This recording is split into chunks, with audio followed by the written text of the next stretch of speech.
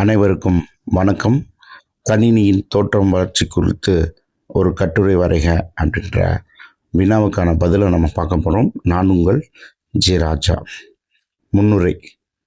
மனிதன் செய்யும் பல வேலைகளை எளிதாகவும் விரைவாகவும் செய்ய உதவும் சிறந்த கண்டுபிடிப்பாக கணினி கருதப்படுகிறது. எனவே இன்றைய உலகில் கணினியின் அவசியம் மிக அதிகமாக உள்ளது. இத்தகைய கணினியின் தோற்றம் வளர்ச்சியும் குறித்து மனிதர்கள் கணக்குகளை எளிதாக செய்ய ஒரு கருவி தேவைப்பட்டதால் கணினி வளர்ச்சியின் தொடக்கம் ஏற்பட்டது. மிக பழமையான கணக்கு பொறி அபாகஸ் ஆகும். இது சுமார் 3000 ஆண்டுகளுக்கு முன் பயன்படுத்தப்பட்டது. 1642ஆம் ஆண்டு பாஸ்கல் என்பவர் தன் தந்தைக்கு உதவ பாஸ்கலைன் என்ற கூட்டல் கணக்கு பொறியை கண்டுபிடித்தார்.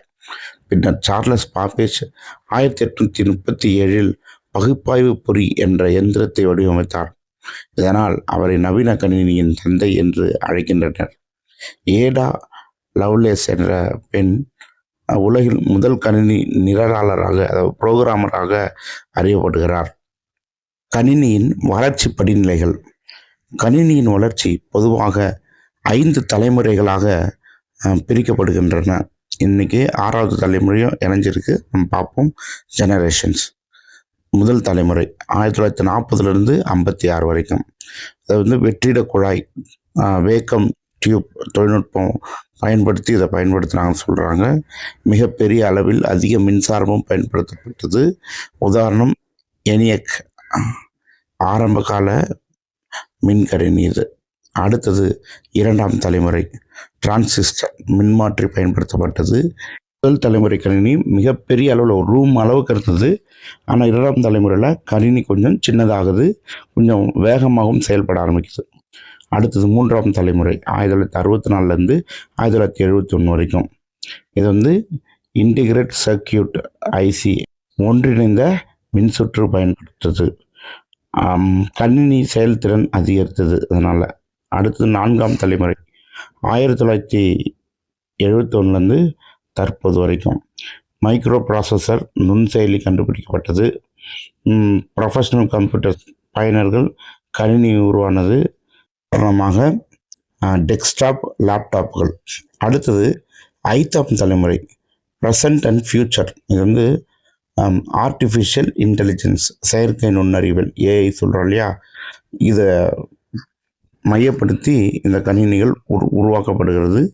மேம்பட்ட தொழில்நுட்பங்கள் பயன்படுத்தப்படுகிறது. உதாரணம் வாய்ஸ் அசிஸ்டண்ட்டு, ஐஃபோனில் இருக்கிற ஸ்ரீ, அலெக்ஸா மற்றும் ரோபோட்டிக்ஸ் கம்ப்யூட்டர்ஸ், இது எல்லாமே இந்த 5ஆம் தலைமுறை கணினிக்குள்ளே அடங்கும்.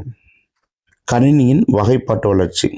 கணினி அவற்றின் அமைப்பு, வடிவம், வேகம், திறமை, நினைவகம், செயல்படும் முறை, பயன்கள், மின்சக்தி தேவை ஆகியவற்றை அடிப்படையாக கொண்டு வகைப்பாட்டு வளர்ச்சி அடைஞ்சிருக்கு.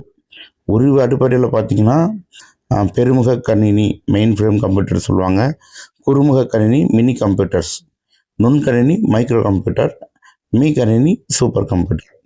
ஒரு தனிநபருடைய பயன்பாட்டு அடிப்படையில் பார்த்திங்கன்னா அது அவங்க மேசை கணினியாகவோ மடிக்கணினியாகவோ பலகை கணினி, அதாவது நம்ம டேப் சொல்லுவோம் இல்லையா, அந்த டேப் தரவுகளை உள்ளீடு செய்யும் நிலையை வைத்து ஒப்புமை கணினி, அனலாக் கம்ப்யூட்டர், எண்ணிலக்க கணினி, டிஜிட்டல் கம்ப்யூட்டர், கலப்பின கணினி, ஹைப்ரிட் கம்ப்யூட்டர். முடிவுரை. கணினி ஒரு சாதாரண கணக்கு பொறியாகத்தான் தொடங்கியது. இன்று செயற்கை நுண்ணறிவியல் வரை சென்றுள்ளது. இணையம், மனித இயந்திரம் போன்ற பல மேம்பாட்டு துறைகளில் முக்கிய பங்கும் வகிக்கிறது. மனித வாழ்க்கையை எளிதாக்கும் முக்கியமான தொழில்நுட்பமாக கணினி இன்று வளர்ச்சி அடைந்து வருகிறது. இது முழுமையான வளர்ச்சியான்னு கேட்டிங்கன்னா இல்லை, இன்னும் கணினி வளர்ச்சி அடையும். நன்றி. இந்த வீடியோ உங்களுக்கு பிடிச்சிருந்தா உங்கள் நண்பர்களுக்கு அனுப்பி அவங்களும் இந்த 3rd இயர் கடைசி செமஸ்டர் பாஸ் ஆகிறதுக்கு உதவி செய்யுங்க. லைக் பண்ணுங்கள், ஷேர் பண்ணுங்கள், கமெண்ட் பண்ணுங்கள். நன்றி.